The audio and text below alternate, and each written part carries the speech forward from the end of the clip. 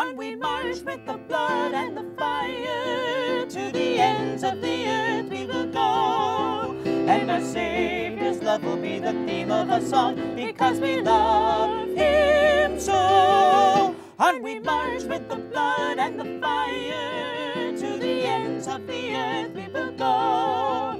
And our Savior's love will be the theme of a song, because we love Him so.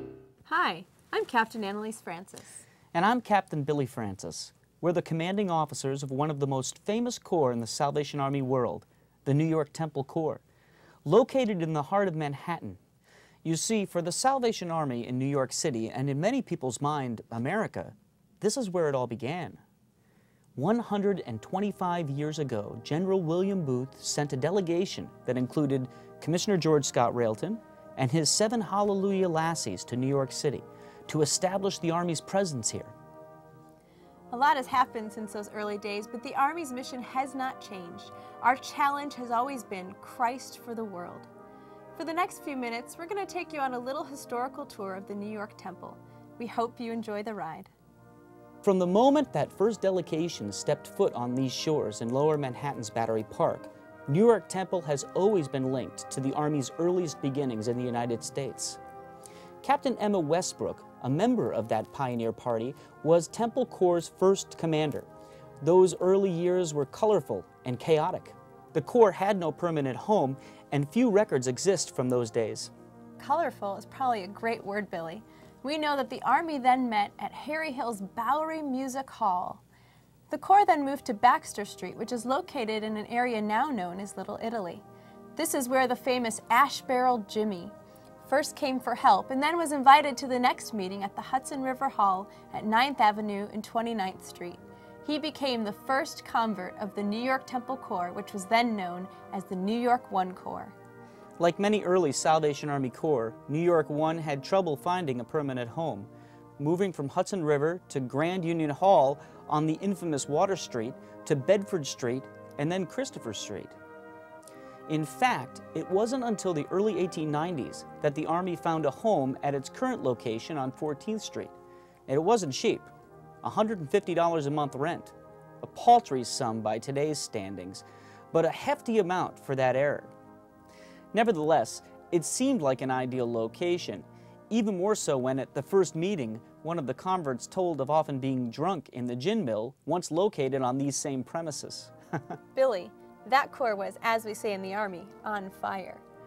A War Cry article in 1893 reported that there were more than 100 soldiers and recruits. A hall with seating for 400 was often crammed with 600 people. Of course, I like to think that the success was the result of the 2 women officers stationed there, Captains Mackenzie and Tweedy.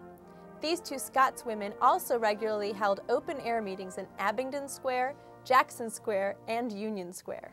Okay, Annalise, I have to give the women their due. If not for their leadership, who knows what would have happened.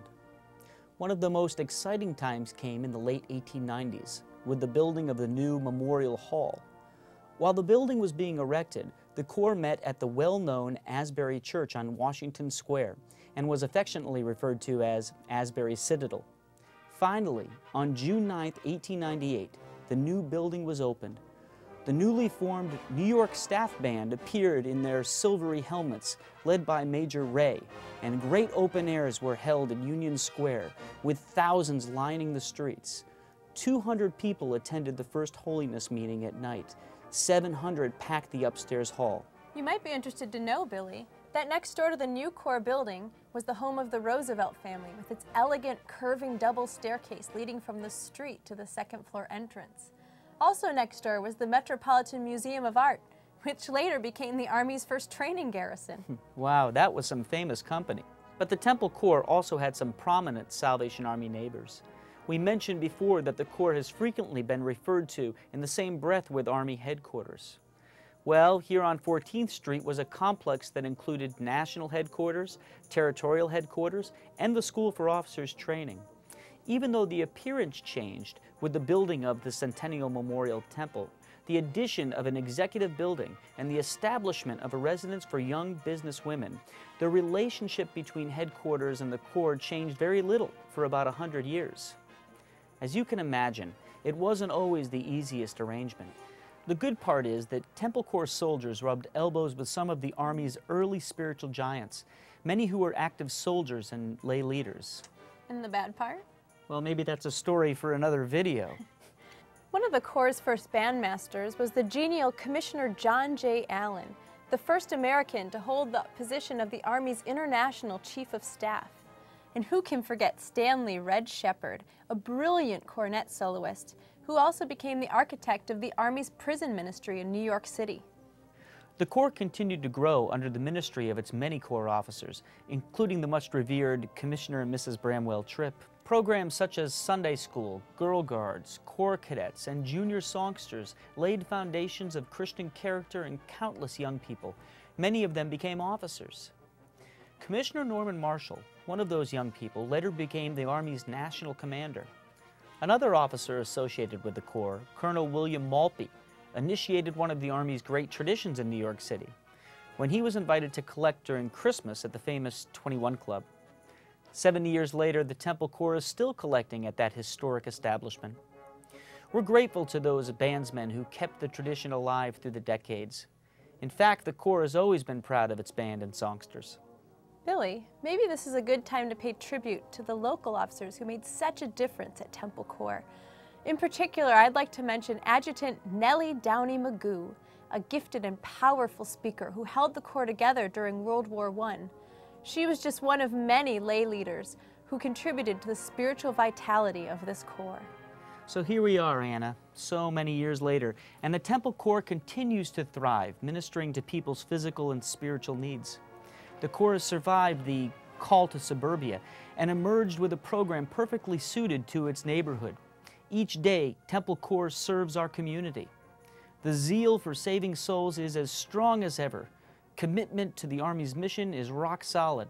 Local officers and soldiers of the Temple Corps are ready to meet the challenges of the 21st century. If the past is the prologue to the future, then the outlook is bright for the New York Temple Corps. Locations, buildings, and methods may change, but the challenge is still the same as when Emma Westbrook was preaching in the Bowery. For God's faithfulness to this Corps and to the Salvation Army in the United States, we're grateful. So let's take a celebration break. We've all earned it. Let's take pleasure in recalling a wonderful, fascinating past, and even greater pleasure in contemplating a promising future. It's an honor for us to stand between the glorious past and the promising future. So come, celebrate and anticipate with us.